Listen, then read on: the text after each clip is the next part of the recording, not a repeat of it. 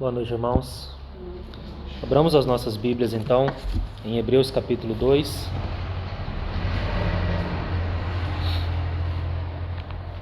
Nós vamos seguir, com a graça do Senhor, na exposição dessa carta. Gostaria de fazer uma leitura de todo este capítulo, que nós vamos encerrar rapidamente essa primeira exortação, com algumas pequenas notas aqui, e depois seguiremos para a próxima sessão de ensino. Então nós vamos ler Hebreus capítulo 2, todo o capítulo. Peço que os irmãos prestem bastante atenção na leitura.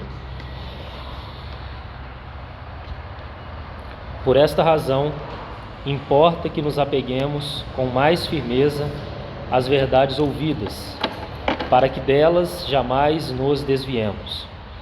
Se, pois, se tornou firme a palavra falada por meio de anjos, e toda transgressão ou desobediência recebeu justo castigo, como escaparemos nós se negligenciarmos tão grande salvação, a qual, tendo sido anunciada inicialmente pelo Senhor, foi-nos depois confirmada pelos que a ouviram, dando Deus testemunho juntamente com eles, por sinais, prodígios e vários milagres, e por distribuições do Espírito Santo, segundo a sua vontade. Pois não foi a anjos que sujeitou o mundo que há de vir, sobre o qual estamos falando. Antes, alguém em certo lugar deu pleno testemunho, dizendo: que é o homem que dele te lembres, ou o filho do homem que o visites? Fizeste-o por um pouco menor que os anjos, de glória e de honra o coroaste, e o constituíste sobre as obras das tuas mãos. Todas as coisas sujeitaste debaixo dos seus pés. Ora, desde que lhe sujeitou todas as coisas, nada deixou fora do seu domínio. Agora, porém, ainda não vemos todas as coisas a ele sujeitas. Vemos, todavia, aquele que por um pouco, tendo sido feito menor que os anjos, Jesus, por causa do sofrimento da morte, foi coroado de glória e de honra, para que pela graça de Deus provasse a morte por todo o homem. Porque convinha que aquele, por cuja causa e por quem todas as coisas existem, conduzindo muitos filhos à glória, aperfeiçoasse por meio de sofrimentos o autor da salvação deles. Pois, tanto o que santifica como os que são santificados, todos vêm de um só. Por isso é que ele não se envergonha de lhes chamar irmãos, dizendo: a meus irmãos declararei o teu nome. Cantar-te-ei louvores no meio da congregação. E outra vez, eu porei nele a minha confiança. E ainda, eis aqui estou eu e os filhos que Deus me deu. Visto, pois, que os filhos têm participação comum de carne e sangue, destes também ele, igualmente, participou, para que, por sua morte, destruísse aquele que tem o poder da morte, a saber, o diabo, e livrasse todos que, pelo pavor da morte, estavam sujeitos à escravidão por toda a vida. Pois ele, evidentemente, não socorre anjos, mas socorre a descendência de Abraão. Por isso mesmo, convinha que em todas as coisas se tornasse semelhante aos irmãos, para ser misericordioso e fiel sumo sacerdote nas coisas referentes a Deus e para fazer propiciação pelos pecados do povo. Pois, naquilo que ele mesmo sofreu, tendo sido tentado, é poderoso para socorrer os que são tentados. Vamos ter mais uma palavra de oração e entregar esse tempo diante do Senhor. Pai querido, nós te agradecemos, Senhor, por mais uma vez juntos termos Tua palavra aberta, termos Teu Espírito para nos ensinar, baseado, Senhor, na Tua promessa de que o Senhor mesmo nos ensinaria, aquele conhecimento íntimo, Senhor, pessoal, profundo, relacional contigo. Então nós te agradecemos por isso, Senhor. Como é bom saber que ao olharmos para cima, com os olhos da fé, sabemos que há alguém ocupando o trono, e esse alguém é o regente da história. O trono, Senhor, é um trono inabalável. Graças ao Teu nome por isso, Senhor. Ainda que as nações digam coisas o Senhor estabeleceu o teu Filho no trono para sempre. Bendito é o teu nome, Senhor. Que o Senhor mesmo possa tomar a tua palavra e nos ensinar nessa noite, Senhor, com aquele ensino que só o Senhor pode fazer. Não há habilidade humana que possa promover o ensino como o Senhor o faz. Então nós nos entregamos a Ti, confiamos nossa mente e o nosso coração a Ti, Senhor. Aquieta-nos, livra-nos neste momento das preocupações diárias que nos cercam, que nós possamos estar aqui por inteiro, até o fim, para ouvir os Teus ensinamentos. Nós nos confiamos a Ti, no nome de Jesus. Amém, Senhor. Amém. Então, irmãos, pela graça do Senhor, nós vamos seguir na exposição dessa carta. É uma carta muito rica, que pode ser abordada de diferentes maneiras, né? Nós temos procurado seguir de uma forma mais sequencial, expositiva do texto mesmo, mas há várias abordagens que podem ser feitas. É uma carta muito especial, irmãos, muito especial. Ela é uma carta para, de fato, gastarmos anos de nossas vidas aqui em meditação. Então eu sinto, cada vez que entro em alguma porção dela, de que aquilo que estou fazendo é algo muito pequeno, perto do valor que essa carta tem. Então eu compreendo, irmãos, que de fato não dá para nós falarmos tudo que poderíamos falar, abordarmos de todos os ângulos, mas eu creio que o Senhor de alguma forma tem falado a nós por meio desse escrito.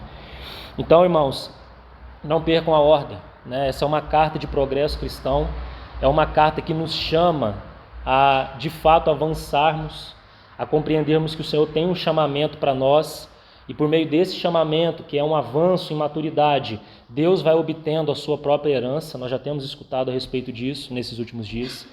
Então, irmãos, uma coisa terrível que o pecado fez foi nos tornar centrados em nós mesmos. Nós somos um povo muito egoísta, né? Nós achamos que tudo é para nós, que a salvação se resume naquilo que Cristo fez por nós, e sou eu, sempre estou no centro. Mas na verdade, irmãos, esse é o aspecto inicial da salvação, porque aquilo que Deus deseja, irmãos, também deve ser levado em conta, né? Nós precisamos amadurecer para passarmos a deixar um pouquinho de lado o eu e passarmos a pensar um pouquinho mais naquilo que Deus deseja também. Então que o Senhor nos ajude, né? Nós vimos isso em Jó, por exemplo, né? Jó era alguém centrado em si mesmo, né? E o Senhor então foi fazendo um trabalho transformador dele, de fazer com que ele se virasse, né, para a face do próprio Deus e se esquecesse um pouquinho de si, né? Então, às vezes, irmãos, isso é uma coisa muito imperceptível. Às vezes isso está como uma areinha aí dentro, mas de alguma forma o Senhor sabe, irmãos. O Senhor sabe quando nós estamos centrados e ocupados demais conosco, né? Então Ele começa os seus arranjos, o seu trabalhar conosco por meio da palavra, por meio das circunstâncias. Enfim, então, dentro desse assunto de progresso cristão, qual é a coisa mais importante? A coisa mais importante para você, irmão e irmã, não abra mão disso, é contemplar as glórias de Cristo. Se você perde Cristo de vista, você perde toda a saúde da sua carreira cristã. É por isso que o Espírito Santo começa mostrando-nos aquilo que é mais essencial. Ele sempre faz assim, porque ele não perde tempo, irmãos. O Espírito Santo é um exímio ensinador. Ele sabe exatamente o que aqueles que o ouvem necessitam. Então ele começa com as 7 glórias de Cristo, porque ele compreende, irmãos, que se nós estivermos focados em Cristo, se de fato nós estivermos considerando, se de fato o nosso telescópio estiver fixado nele, tudo mais na nossa carreira cristã irá acontecer. Então toda falha da nossa carreira cristã resulta do fato de não estarmos contemplando a Cristo. 2 Coríntios 3,18. Contemplando a glória do Senhor, somos transformados de glória em glória na sua própria imagem. Irmãos, sabe esse aspecto da glorificação que nós falamos, né? Que naquele dia, num piscar de olhos, nós seremos transformados, transfigurados, né? Receberemos um corpo glorificado, graças a Deus por esse aspecto. Mas nós precisamos entender que esse aspecto da glorificação já está acontecendo em nós. Esse é o aspecto da santificação. Quando nós olhamos para o Senhor, contemplamos, nós estamos já sendo transformados à sua própria imagem. Então há algo sim glorioso que Deus está fazendo hoje. Então, muitas vezes nossa vida cristã se resume apenas no futuro, Mas na verdade é um processo maravilhoso que o Senhor deseja fazer em nós hoje, que é o processo da transformação das nossas almas, que é nos conformar a Cristo, que é fazer com que a nossa mente, a nossa vontade, as nossas emoções sejam ajustadas, trazidas a Cristo. É por isso que Paulo fala disso, irmão. Paulo fala para a gente colocar a mente em Cristo, né? Colocar a mente no Senhor, porque a nossa mente fora dele é uma coisa perturbada, é uma coisa terrível, a mente fora de Cristo. Então ele fala para a gente colocar a mente ali, sujeitar a nossa vontade, irmão, porque senão nós vamos fazer o que a gente quer, né? E a nossa vontade quer fazer tanta coisa, irmãos, menos se sujeitar à vontade de Deus. E as nossas emoções, quando não estão em Cristo também, elas são uma coisa desgovernada, né? Tão diferente quando nós olhamos para o Senhor Jesus, onde nós vemos uma mente perfeita, uma vontade submissa e uma emoção tão controlada, como que batendo com as batidas do coração de Deus, sabe? É uma coisa tremenda quando você vê as reações do Senhor nos evangelhos. Então esse é o trabalho que o Senhor está fazendo em nós hoje. E como Ele o faz? Ele faz por meio das nossas respostas, irmão. Irmão, preste atenção nisso. Nós estamos falando ali no capítulo 2 a respeito da negligência de irmos à deriva. Lembra da figura do barco à deriva? Irmão, se você me perguntar assim, irmão João, o que eu preciso fazer para cair nesse estado de deriva? A resposta é: não faça nada, irmão. Se você não estiver fazendo nada, você já vai ir para esse caminho da deriva. Você sabe por quê? Porque há uma necessidade de sermos ativos quando ouvimos a palavra de Deus. Então, se você acha, irmãos, que porque você não está fazendo algumas coisas, você não está no caminho da deriva, isso não quer dizer exatamente isso. Se você não está fazendo aquelas coisas, mas também não está se apegando à palavra, você também pode estar indo por esse caminho da deriva. É aquela questão de quando a familiaridade, irmãos, nos faz perder o brilho. Nós sentamos aqui, ouvimos a palavra, mas se tornou uma coisa repetitiva, cansativa, até mesmo eu já sei, né? Quantas vezes já ouvi sobre esse texto, etc. Então nós não nos apegamos à palavra, irmãos. O caminho da deriva é o caminho onde você não faz nada, é onde você pensa que você é um mero ouvinte, de sentar aqui, bati meu ponto, vou para casa. Irmãos, isso é um caminho terrível. Este é um caminho terrível. O caminho de avanço é um caminho de resposta às intervenções de Deus. Todas as vezes que o Senhor vem, nos apresenta a sua palavra, Ele requer resposta de cada um. Essa é a necessidade, irmãos, porque senão a palavra se perde. A palavra tem um tempo de vida útil para nós. Entende? É como aquela figura do maná, que mesmo sendo um tipo tão passageiro, ainda assim representa muito bem. O maná cai todo dia, irmão. Você precisa ir lá e recolher o maná e se alimentar com ele. O maná de hoje não serve para amanhã. Isso é um tipo muito claro do nosso maná, que é o próprio Cristo, e todos os dias o Espírito Santo nos dá dele. E nós precisamos fazer o quê? Sair, nos apropriar de Cristo, comer do nosso maná celestial. Então, irmãos, é muito delicado esse assunto da apostasia, porque ele começa aí. Ele começa quando nós não fazemos um movimento em direção à palavra. É aí que começa. Os próximos estágios vão avançando e nós chegamos na indiferença. Entende? Então começa aí numa não resposta à palavra. O caminho da deriva é o caminho que você não faz nada.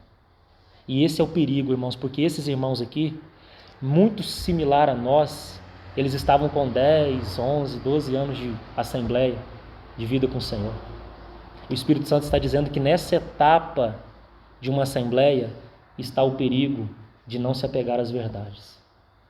E esse é um assunto tão fundamental. Aliás, é um assunto que permeia toda a carta, porque esse é um assunto vital para todas as etapas da nossa carreira cristã. Então nós precisamos manter vigilância constante para que possamos nos manter se apegando à palavra, porque senão, irmãos, a frieza vai bater no coração. E o final é a indiferença. Que o Senhor nos livre disso então, irmãos. Então, após essas glórias de Cristo, após o Espírito Santo falar que, além das glórias, ele vai dizer que Cristo é superior aos anjos, ele entra no capítulo 2 dizendo assim, prestem atenção às coisas que vocês têm ouvido, se apeguem a isso, se apropriem disso. Porque se as coisas que foram faladas por meio de anjos receberam justo castigo, como escaparemos nós, irmãos, que temos ouvido a respeito do Filho e temos ouvido do próprio Filho? Compreende a diferença? É esse o contraste que o autor está falando. Ele está falando, se aqueles que receberam a lei e não responderam aquilo que a lei dizia, que foi dada por meio de anjos, é esse o contexto dos anjos mesmo, receberam justo castigo por aquilo que ouviram e não responderam, quanto mais nós, a quem Deus nos falou no Filho. Irmãos, eu não sei para você o que significa essa solenidade, irmãos, esse chamado, você está entendendo? É a mesma coisa que os céus se abrirem no Monte da Transfiguração e no Jordão. O Pai faz o mesmo chamado para nós. Este é o meu Filho amado, a Ele ouvir. Prestem atenção ao que Ele está dizendo. Não há ninguém que pode ser comparado a Ele. Não há ninguém, não há nada. Se Ele perde o centro, não há aprovação minha, nem na sua vida e nem na vida da Assembleia. Cristo é central no coração do Pai. E nós precisamos, irmãos, ser atraídos para as glórias de Cristo. Nós precisamos clamar ao Espírito Santo que ganhe os nossos afetos. Isso vai além da nossa mente, vai além de um conhecimento intelectual, irmãos. Talvez nós temos tanta coisa anotada aí, mas você tem sido atraído por Cristo? Você tem o amado, você tem o desejado? Irmãos, isso é uma boa maneira de você medir se de fato tem tido avanço do Senhor na sua vida. Se você tem sido atraído a Cristo, irmão, se você o tem visto como aquele que é único, como aquele que é totalmente desejável, como aquele que não pode ser comparado com ninguém e com nada. Agora, irmão, se há muitos outros amores no nosso coração, irmãos, isso é uma coisa terrível. Outras coisas concorrendo e às vezes coisa tão pequena que não tem valor nenhum, coisas passageiras. É por isso que Asaf teve que dizer: quem tenho eu no céu além de ti? Salmo 73. Mas não basta isso, irmão. Você também precisa dizer, e na terra? Quais são os amores que têm concorrido com Jesus no seu coração, irmão e irmã? Quais são os amores? Que o Senhor nos livre de um coração dividido. Nesse sentido, irmãos, o Senhor tem ciúmes. Ele tem zelo pelo nosso coração. Ele não aceita que o nosso coração se divida com outros amores. E sabe o que Ele vai fazer, irmãos? Deixa eu dar um exemplo só o que Ele vai fazer. Deus deu um filho a Abraão. Ele era o filho da promessa. Ele era aquele em quem as promessas que Deus deu a Abraão iriam se cumprir. Mas de alguma maneira Abraão se apegou a Isaac. O seu coração se fixou naquele filho que Deus lhe havia dado. O que Deus faz quando alguma coisa se torna um ídolo no nosso coração? Ele trata. E nesse caso nós estamos falando de um filho, que é uma coisa que a gente pensa assim, não tem como, né? Filho é uma coisa abençoada, sim, irmãos, mas neste caso se tornou o objeto do único amor de Abraão. O que Deus faz? Oferece-me teu filho, teu único filho, a quem amas. E aí você entra em parafuso, mas Deus, não foi você que deu, não foi o Senhor que deu o filho a Abraão? Agora pede Isaac no altar. E então, irmãos, não tem nada de cena naquilo lá não, tá, irmãos? Não foi um teatro não. Gênesis 22, no Monte Moriá. Abraão leva o seu filho para ser de fato sacrificado. Hebreus nos explica que ele cria, imagina, irmãos, por isso que Abraão é chamado pai da fé. Hebreus diz que ele cria, que Deus poderia ressuscitá-lo dos mortos. É por isso que ele vai com convicção de sacrificar Isaac. Ele não está fingindo, irmãos, aquilo não é um teatro. Ele realmente foi para sacrificar, porque ele cria que Deus poderia ressuscitá-lo, porque ele ainda tinha no fundo a promessa de que ele era o filho da promessa. Então ele sabia que Deus ia fazer alguma coisa. Mas, irmãos, ele sobe naquele monte, e quando ele pega o cutelo para abaixar, o coração de Abraão voltou-se para Deus novamente. Agora não havia mais o lugar inadequado de Isaac no coração de Abraão. E o que Deus faz? Não precisa, não faças mal à criança. Né? E aí nós temos a figura daquele carneiro lá preso pelos chifres, né? Lá no cantinho, né? Entre os espinhos, figura da coroa de espinho, etc. Toda a tipologia. Então, onde está o cordeiro? Eis o cordeiro de Deus, foi provido na pessoa do nosso Senhor Jesus. Mas, irmãos, não se esqueça. Se nós levantarmos ídolos em nosso coração, porque o nosso coração é uma fábrica de ídolos. Ele cria ídolo de tudo quanto é jeito. Você não tem ideia, irmão. Você não tem ideia. Ídolo não é apenas uma imagem de escultura. Isso é uma ideia errada que nós temos. Muitas vezes nós falamos que ídolo é aquelas imagens, né, que alguns adoram lá. Não, irmão. Há muitos outros ídolos concorrendo no nosso coração. Por isso que já dizia um outro irmão assim, que o nosso coração é como um inferno em miniatura. Né? E de fato, irmãos, quando esses ídolos se levantam, Deus intervém e trata. Então, irmãos, que o Senhor nos ajude, nos atraia a Cristo, de fato. Irmão, se eu pudesse parar a mensagem agora, essa seria a minha reflexão para você nessa noite. O quanto você tem sido atraído para Cristo. O quanto de fato nesses 11 anos aqui ouvindo a palavra, o que você tem ouvido tem surtido um efeito em você, de tal maneira que você tem olhado para Cristo, fixado seu olhar ali, o desejado, o amado, o buscado. Quanto, irmão? O quanto, de fato? Então, irmãos, é isso que nós vemos no capítulo 2. Essa exortação é por isso. Deus nos falou no Filho. E então, irmãos, é esse o cenário que nós estamos aqui do capítulo 2. Eu queria colocar mais algumas considerações finais aqui nessa exortação aqui do capítulo 2. Eu queria chamar a atenção no verso 3 para essa expressão aí, tão grande salvação. Tão grande salvação, né? Se faz uma pergunta no verso 3, como escaparemos nós se negligenciarmos tão grande salvação? Irmãos, eu não acho um simples detalhe que o Espírito Santo aqui não tenha colocado assim, como escaparemos nós se negligenciarmos a salvação? Ele poderia ter colocado assim, mas ele não colocou somente a salvação, ele colocou tão grande salvação. Então isso não é, irmãos, um mero detalhe do texto. O Espírito Santo deseja nos chamar a atenção para algo, porque me parece que esses cristãos hebreus, após o momento inicial ali de terem visto os fundamentos, compreendido o que Cristo havia feito por eles estavam, e você percebe isso ao longo da carta, porque você vai ver que há um chamado para o progresso o tempo todo. Avancemos para o que é perfeito, deixemos para trás as coisas elementares e avancemos. Então me parece que o Espírito Santo está dizendo aqui que esses irmãos hebreus, eles estavam se acostumando, né, somente com aquilo que diz respeito ao início da salvação, aquilo que Cristo havia feito por eles. E o Espírito aqui está dizendo assim, não, a salvação é algo muito maior. A salvação não diz respeito apenas àquilo que Cristo fez por vocês. A salvação é muito maior do que isso. Então, irmãos, essa tão grande salvação não é uma coisa de um mero detalhe das Escrituras de maneira nenhuma. Então, como nós já falamos recentemente, essa questão da salvação é uma questão que vai muito além de nós. Há alguns que procuram separar em etapas, né? Salvação no passado, presente e futuro. No passado, nosso espírito foi salvo. No presente, a nossa alma está sendo salva. No futuro, nosso corpo será salvo quando recebemos da parte do Senhor um corpo glorificado.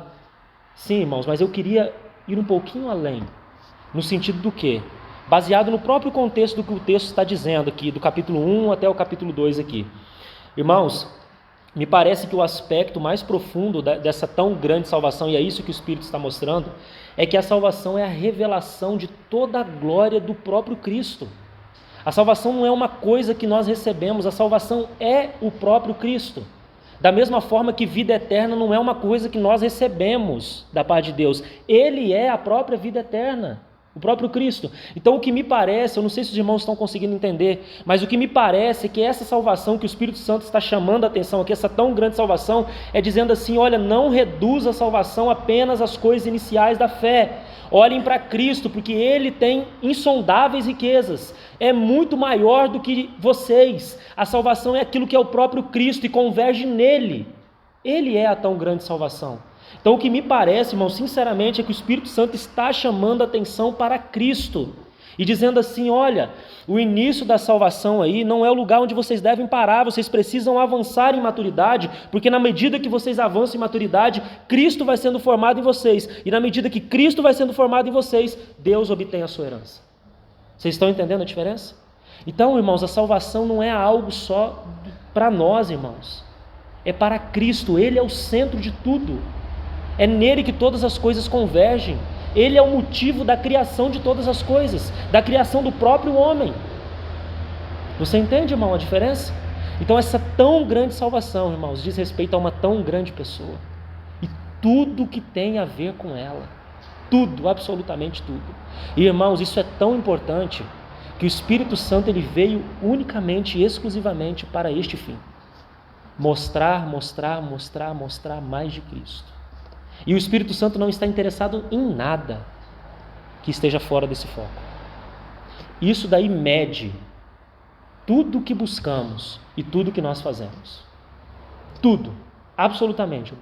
Tudo que buscamos e tudo que fazemos. Tudo que buscamos ao ler um livro, tudo que buscamos ao ler as Escrituras, tudo que buscamos ao ouvir uma mensagem, tudo que buscamos no nosso fazer, no nosso servir. Se não for Cristo, irmãos, o Espírito Santo não está interessado. O selo de aprovação do Espírito Santo é o próprio Cristo. Então, se as nossas vidas pessoais não têm de fato convergido a Cristo, e se a vida da Assembleia não tem convergido a Cristo, esta atividade, este ambiente não recebe o selo de aprovação do Espírito. Isso é muito claro, irmãos, muito claro. Basta que você leia os discursos do cenáculo, que nós já estudamos parte dele, inclusive. João, capítulo 13 até o 17. Começa com lava-pés ali e termina com a oração sacerdotal no capítulo 17. Uma tremenda sessão que vai falar do ministério do Espírito Santo. Jesus vai dizer assim, quando ele vier, ele dará testemunho de mim. Quando ele vier, ele guiará a toda a verdade. Quem é a verdade, irmãos? É o próprio Cristo. Eu sou o caminho, a verdade e a vida. Então, tudo diz respeito a Cristo. Nós precisamos sair um pouquinho do centro, irmão. Nós precisamos sair. Parece, irmãos, a sensação que eu tenho é que muitas vezes parece que Deus nos deve algo, sabe?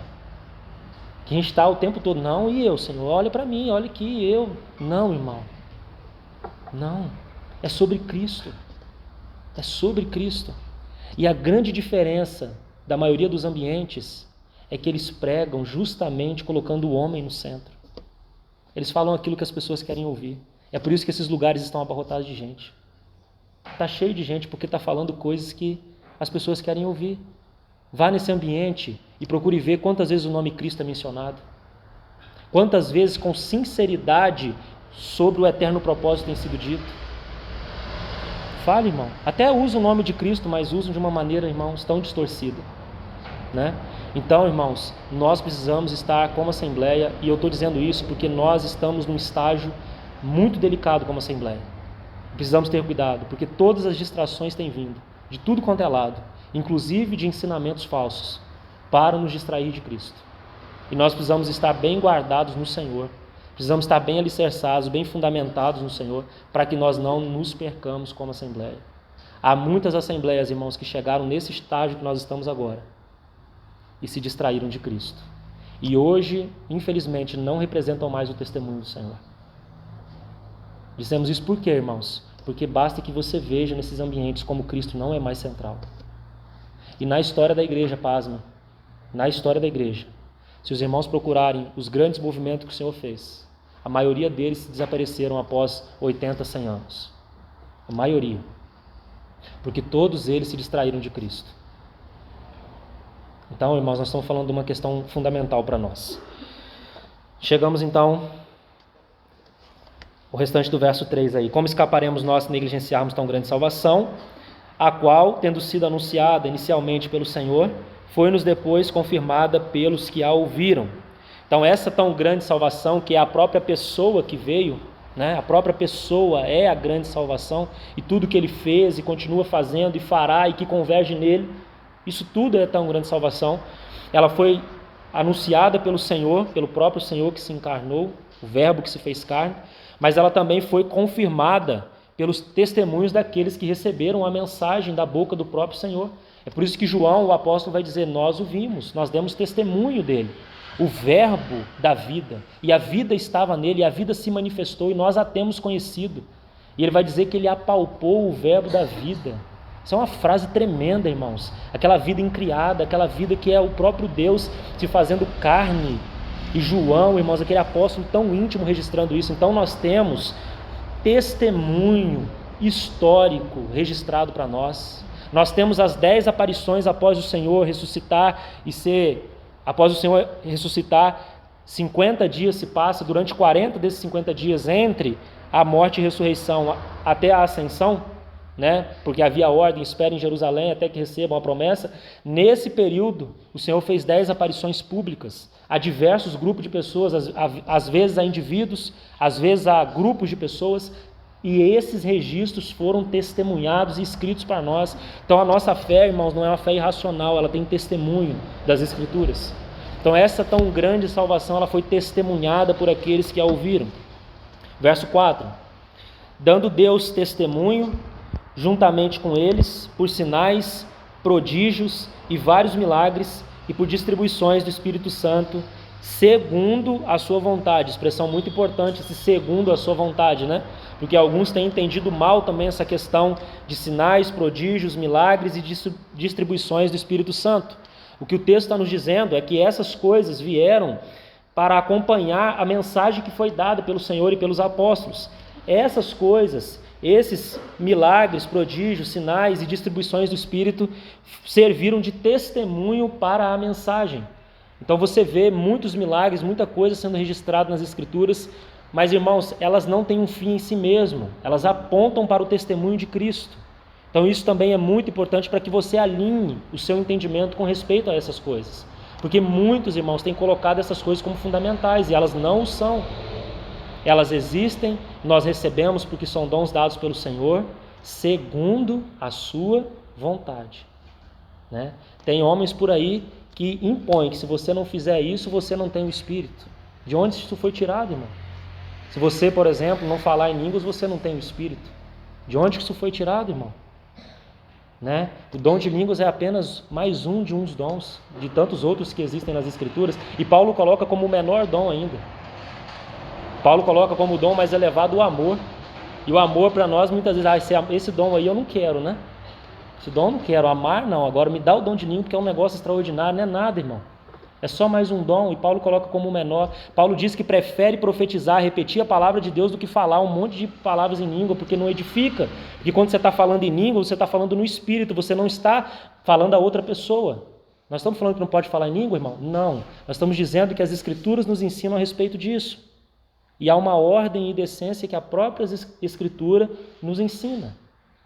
Paulo vai dizer, se um está falando, que o outro não assuma, que se fala no reunir, que haja quem interprete para que possa edificar, né? Então, há toda uma ordem, um governo dado por Deus. E nós o recebemos, irmãos, todos os dons pela graça do Senhor, isso é Cristo dado ao corpo. Mas que nós possamos, de fato, nos submeter ao governo de Deus, a maneira como Ele instituiu todas as coisas. Então, vocês estão entendendo, irmão? Isso tudo são questões que esses destinatários estavam passando. Então, irmão, deixa eu te falar. Se alguém já te lançou peso com respeito a essas coisas, que você tem que fazer isso, que senão você não tem o Senhor, irmão, isso é ensinamento de homem. Isso é ensinamento de homem. Peça ao Senhor que de fato fale a você na palavra. Ouça a voz do Senhor e se livre das amarras dessas coisas aí instituídas por homens. Então, que nós possamos caminhar. Eu queria resumir essa exortação dos versos de 1 a 4 com uma nota do irmão Andrew Murrow sobre essa primeira exortação. Esse é um livro chamado Santo dos Santos.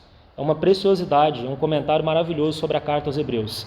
E ele diz assim a respeito da exortação dos versos de 1 a 4. Possa cada pensamento da glória de Cristo, de Deus, do Espírito Santo e da grande salvação deixar em nós esta impressão. Apega-te mais firmemente àquilo que ouves. Encontra a abundante graça de Deus com um desejo abundante de ouvir e crer. Esse é o ensino dessa primeira exortação.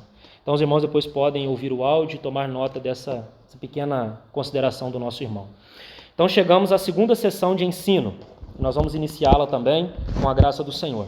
A segunda sessão de ensino, então, para que fique registrado aí, ela vai do capítulo 2, verso 5 até o verso 18.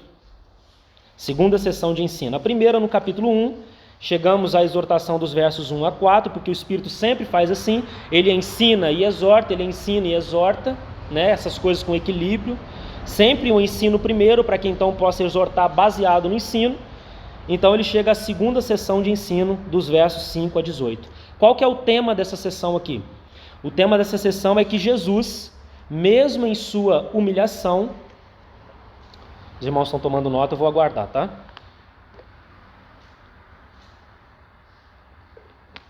Jesus, mesmo em sua humilhação, como homem, é superior aos anjos.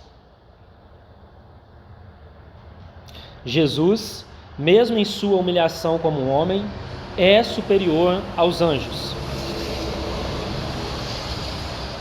Esse é o tema do capítulo 2, do segunda sessão de ensino. Então, no capítulo 1, irmãos, nós vimos as glórias de Cristo como Filho de Deus e que Ele é superior aos anjos. Mas os irmãos perceberão uma diferença entre o capítulo 1 e 2, porque o assunto ainda continua contrastando com os anjos. Porém, no capítulo 1, a ênfase repousa na divindade do Senhor Jesus, seu aspecto divino, sua natureza divina. Agora, no capítulo 2, a ênfase repousa na sua humanidade.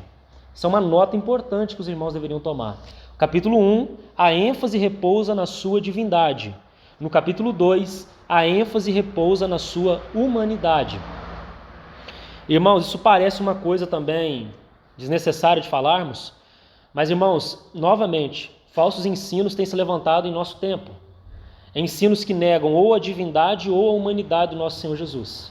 E tanto um quanto o outro é completamente danoso à nossa fé. E nós vamos nos guardar, porque nós estamos tratando de um fundamento da nossa fé. É uma coisa que não pode ser tocada por ninguém. E que se você estiver num ambiente onde prega que Cristo não é Deus e que Cristo não é 100% homem, você tem que sair desse ambiente. Porque esse ambiente está pregando heresia. Jesus é 100% Deus e Ele é 100% homem. Ele assumiu uma natureza humana perfeita. E essa natureza humana foi elevada ao trono e o acompanha por toda a eternidade. Isso não muda. Na época já de João, o apóstolo João, ele combateu a heresia chamada gnóstica ou gnosticismo, que dizia que Jesus tinha uma aparência de homem, uma aparência humana, né? Essa coisa, irmãos, tem se levantado nos nossos dias em outras formas, com outras palavras, mas isto é uma mentira, isso não tem respaldo nas Escrituras. E nós, irmãos, precisamos nos agarrar às naturezas do nosso Redentor. Esquece essas ladainhas e essas mentiras que estão sendo contadas por aí. Porque se for tocado nisso daí, irmãos, nós perdemos todo o significado da nossa salvação. Porque só Deus pode responder a Deus. E só um homem pode nos representar. Então ele é 100% Deus e ele é 100% homem. As duas naturezas do nosso grande Redentor. Então, irmãos, tenhamos cuidado com respeito a isso. Então o capítulo 1 vai nos mostrar que Jesus é Deus. E que como Deus ele é superior aos anjos. Mas isso não basta, porque você pode pensar, como Deus ele é superior aos anjos mesmo. Mas agora ele vai mostrar que aquele que por um pouco, tendo sido feito menor do que os anjos, foi coroado de glória e de honra. Então, como homem agora, aquele que por um pouco representa o quê? Desde sua encarnação até o momento de sua ascensão, quando ele então recebe um nome que está acima de todo nome, para que ao nome de Jesus se dobre todo joelho, no céu, na terra e debaixo da terra, e toda língua confesse que Jesus Cristo é Senhor para a glória de Deus Pai. Filipenses capítulo 2, versos 5 a 11. Então esse por um pouco de tempo representa esse período. Por quê? Porque ele, Filipenses 2, irmãos, anote esse texto, tá? 5 a 11. Ele se esvaziou, assumindo forma de servo, tornando-se em semelhança de homens e reconhecido em figura humana. Então são os passos do despojamento do Senhor. Por isso que ele foi feito por um pouco menor do que os anjos. Mas, irmãos, aquele que está no trono agora, ele elevou a humanidade ao trono. Isso é uma coisa tremenda, extraordinária. Quando você olha para cima, não é apenas Deus que está ocupando o trono, é um homem, irmãos, que sabe o que é ser tentado, que sabe o que é passar o que nós passamos, que é aquele que nos socorre, que nos toma para si quando nós estamos sendo tentados também. Entende? Não é alguém indiferente, é alguém que conhece as nossas dores, as nossas aflições. Ele conhece, irmãos, aquilo que passa aí dentro, as dificuldades, não apenas externas, mas internas também. Então, irmãos, isso muda completamente a perspectiva daquele que está no trono. Você entende, irmãos? E ele leva para o trono toda a bagagem, vamos dizer assim, entre aspas, toda essa bagagem da sua vida humana está com ele no trono, todas as marcas estão com ele no trono. Irmão, como você pode olhar para o trono e não achar lá lugar de graça para você? Por isso que o autor vai dizer: achegue-se junto ao trono da graça para receber misericórdia e graça para socorro em ocasião oportuna. Está entendendo, irmão? Por que ele pode dizer isso? Porque aquele que está lá é homem também. Então, irmãos, repito, se alguém tocar nesse fundamento, tocou em tudo. Tocou em tudo, ainda que tudo mais seja bonitinho, tenha uma aparência de ensino, vamos dizer assim, interessante. É um problema esse negócio de ensino interessante também, porque nós nos perdemos, sabe por quê? Nós não percebemos nesses supostos ensinos maquiados aquilo que toca no fundamento. Eles mascaram com palavras bonitas. Está entendendo o problema da boa eloquência? Daquele que sabe construir um argumento atraente? Paulo já batia nisso também. Raciocínio falazes, várias coisas que é falado ali em Colossenses. Então, irmãos, essas pessoas, elas desconstroem os fundamentos de uma maneira muito sutil.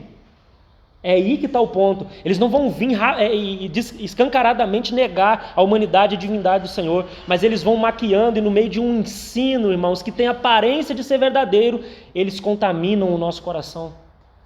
Então nós vamos nos guardar com relação a isso. Como que você vai se guardar, irmão? Se apegando às verdades que você tem ouvido. Se apegando às verdades que você tem ouvido.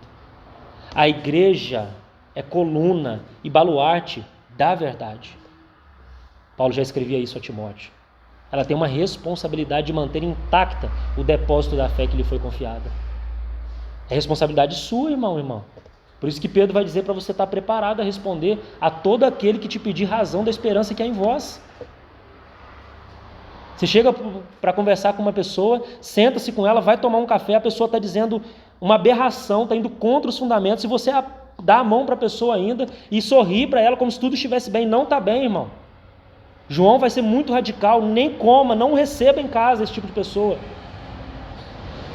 O apóstolo João, irmãos, quando ele estava em certo lugar, numa praça pública, ele estava em certo lugar com os seus discípulos, né? Eu digo seus discípulos, aqueles que o acompanhavam, eram discípulos do Senhor, né?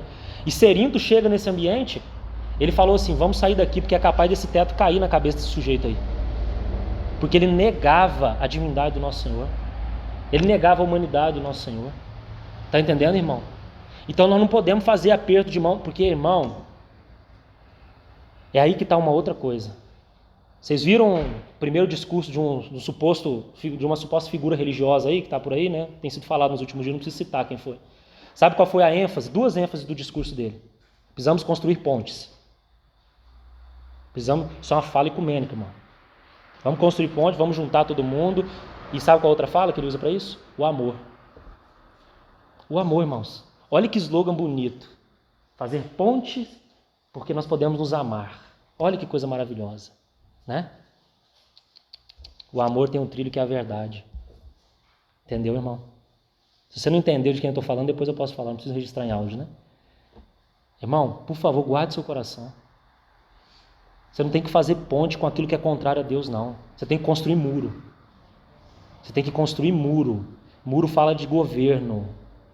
Faz um muro no seu coração pessoal, no sentido de manter dentro o que tem que manter e manter fora o que tem que manter fora. Faça um muro ao redor da sua casa, homens. Façam um muro ao redor de sua casa. Coloquem bem delimitado ali qual deve ser o ambiente onde a sua família é guardada. Porque essas coisas estão entrando dentro das nossas casas, mas nós estamos aceitando.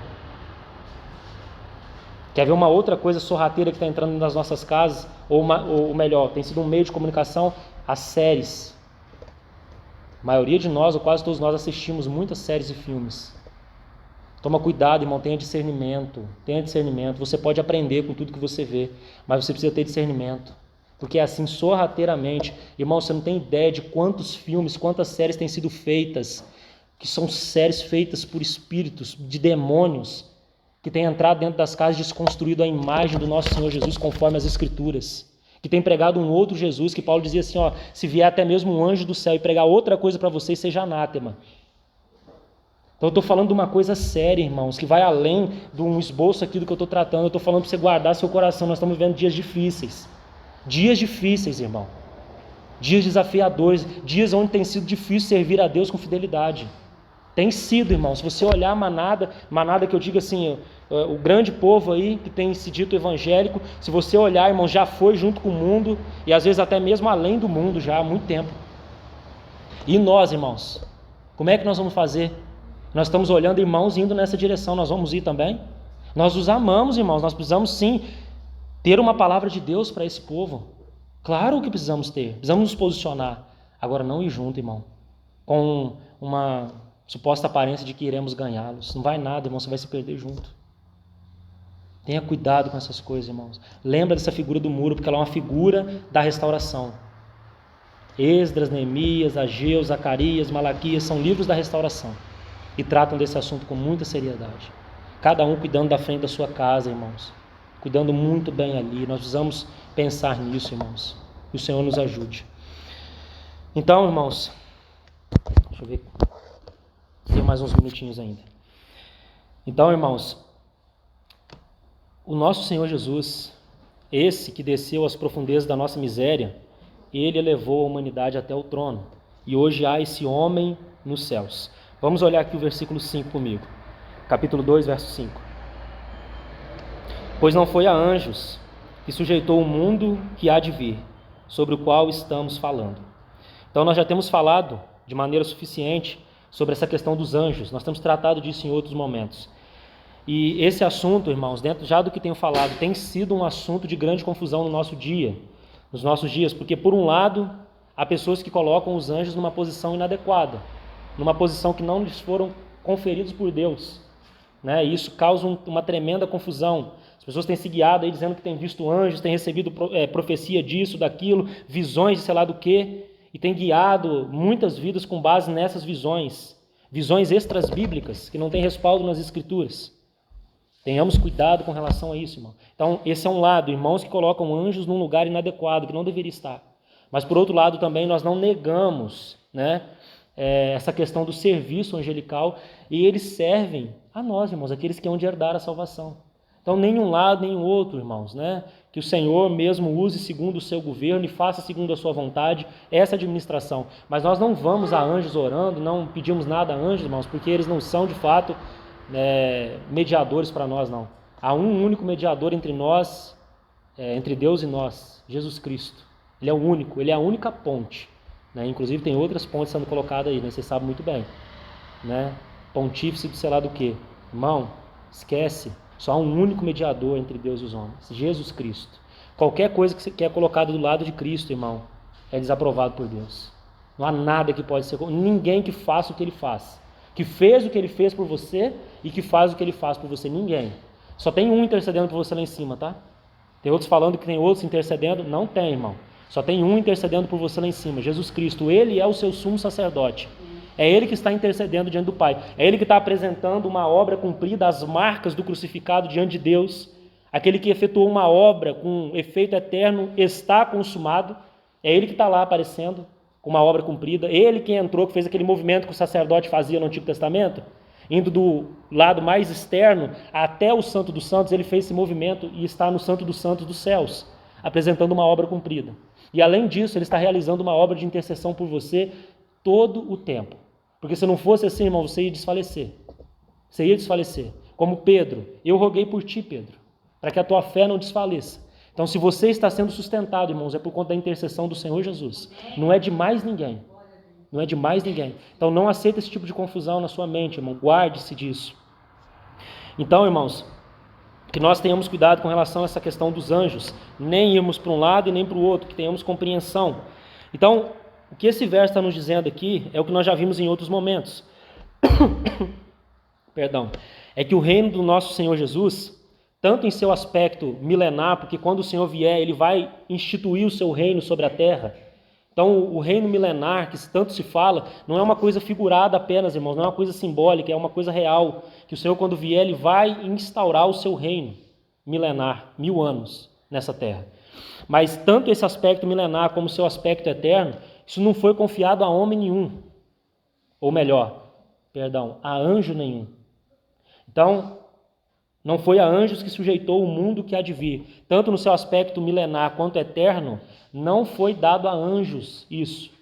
O nosso Senhor Jesus já reina. Eles exercem sim uma função diante de Deus, diante do nosso Senhor Jesus, diante do trono, mas vocês veem no Apocalipse que as suas coroas são depositadas aos pés daquele que está no trono.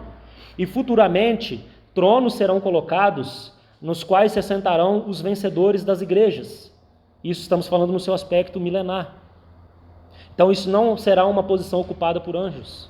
Por isso que o autor está dizendo, não foi a anjos que Deus confiou o mundo que há de vir. Então o Senhor Jesus já reina, Ele está sentado no trono, e chegará um momento onde outros, os seus companheiros, aqueles que participam dos seus sofrimentos aqui, né? Somos herdeiros de Deus, Romanos 8, e co-herdeiros com Cristo. Se com Ele sofremos, com Ele também seremos glorificados. Ele está falando ali de sermos salvos, irmãos. Você precisa sofrer para você ser salvo, você precisa pagar a penitência, precisa subir de joelho uma escada? Não, irmão, não é desse tipo de sofrimento, não. É partilhar do sofrimento junto com Cristo. Dos sofrimentos de Cristo a favor da edificação da igreja, que Paulo vai tratar em Colossenses 1. Então esses sofrimentos, irmãos, redundará em glória para você, redundará em se assentar no trono, redundará em reinar com Cristo. Então isso não foi confiado a anjo nenhum, irmãos. Então é por isso que a carta aos Hebreus traz um chamado para nós à maturidade e à herança. Você está entendendo? Como que você obtém a herança, irmãos? Avançando em respostas a Deus, aquilo que Ele tem te confiado. Você vai avançando em maturidade. Na medida que você vai avançando em maturidade, por isso que nós precisamos sair da nossa meninice, do nosso choro de bebê, de infantilidade, de que tudo nos incomoda, tudo é para nós e ninguém me dá atenção, e eu. Sai disso, irmão. Nós vamos compartilhar das aflições do coração do Senhor. Nós precisamos ser como Ana, que compreendeu, ela tinha um filho, ela precisava de um filho porque ela tinha uma necessidade real, ela queria ter um filho, mas ela entendeu que Deus também tinha uma necessidade, então se Deus desse a ela um filho, ela confiaria ao Senhor. Olha que coisa, irmão, você seria como Ana. Você seria como Ana, ao ponto de abrir mão de uma causa real do seu coração em prol das necessidades de Deus? E ela compreendeu, e aí vemos Samuel. Que tremendo servo foi Samuel, irmãos. Então nós precisamos entender isso, por isso que Hebreus tem esse chamado à maturidade, e esse chamado à maturidade é um chamado sonoro de todo o Novo Testamento. Todo o Novo Testamento, irmãos. Não pare, não ache que você já atingiu o lugar, que aí onde você está, nesse estágio que eu não sei qual é, talvez é até um estágio que você acha que está e não está, né? Como Jó achava que já estava no fim da sua maturidade, mas ele não estava. Então, irmãos, nós precisamos sempre ir respondendo, sempre avançando. Se nós paramos de responder, se nós paramos de avançar, nós já estamos retrocedendo. Que o Senhor nos ajude nisso, tá?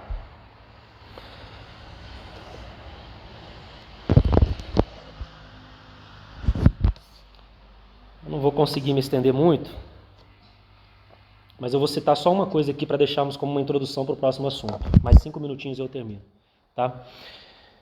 O que nós vamos a seguir aqui então? Para eu não terminar no meio do verso aqui 5 aqui, para os irmãos entenderem um pouquinho mais. Olha os versos 6 em diante aqui.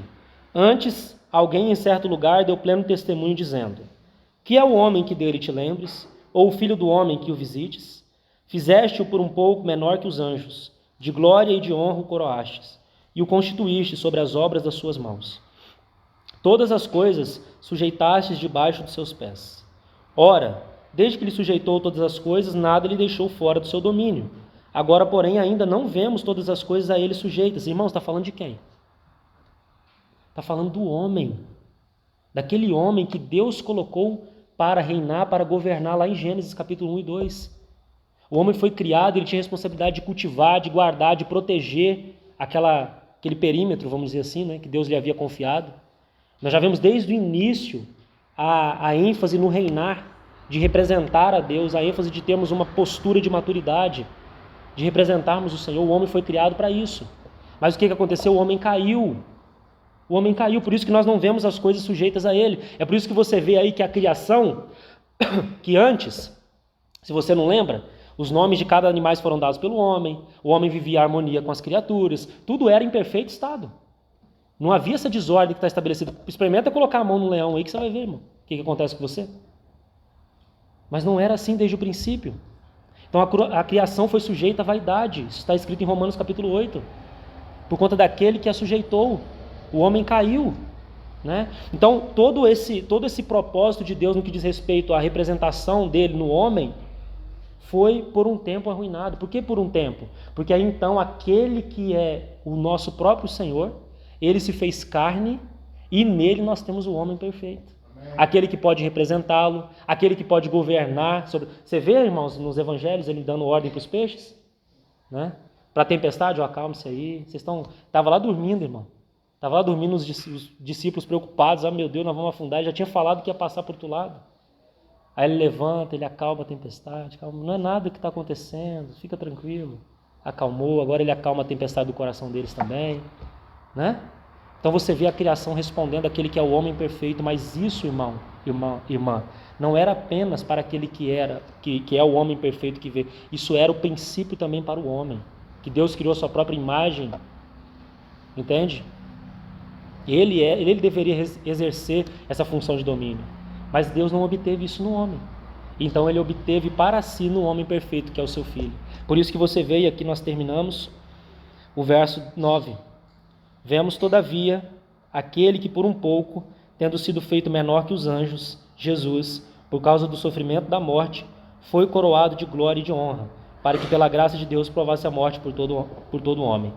Então, irmãos, é muito interessante que no verso 8 diz que ainda não vemos todas as coisas a ele sujeitas, ao homem. Mas nós vemos alguém já, em quem todas as coisas estão sujeitas, Jesus. Ele está sentado no trono, ele foi coroado de glória e de honra. A ele todas as coisas estão sujeitas. Todos os inimigos estão sendo postos debaixo dos seus pés. Mas, irmãos, você compreende que Deus não perdeu o seu propósito no que diz respeito ao homem? É por isso que Isaías, por exemplo, vai dizer que chegará um momento onde nós vamos poder nos assentar com os animais, deitar com o leão. Tá? Isso não é uma figura só de linguagem, não, irmão. Isso vai acontecer, porque as coisas estarão em ordem. A criação será livrada do cativeiro da corrupção, dessa coisa a qual ela foi sujeita. Então você está entendendo qual é o chamado de Hebreus, irmão? O chamado de Hebreus é que você entenda que salvação é muito maior do que esse mundinho de que a gente recebe tudo é para nós. Há algo que Deus conferiu como responsabilidade ao homem. E há um homem no céu que já atingiu isso, e agora o que ele está fazendo? Ele está conduzindo outros por esse mesmo caminho. Por isso que o verso seguinte vai dizer que ele está conduzindo muitos filhos à glória. Amém, irmãos? Vamos orar, entregar esse tempo diante do Senhor. Eu quero falar uma palavrinha depois de encerrar aqui ainda, tá? Os irmãos me aguardem um pouquinho. Senhor, nós confiamos a Ti essa palavra, que o Senhor a use para a Tua própria glória e honra. Senhor, supera as minhas limitações, a nossa dificuldade no ouvir, e que aquilo que for do Senhor permaneça, e aquilo que não for, que o Senhor retire. Senhor, Tu és maravilhoso, Tu és tremendo.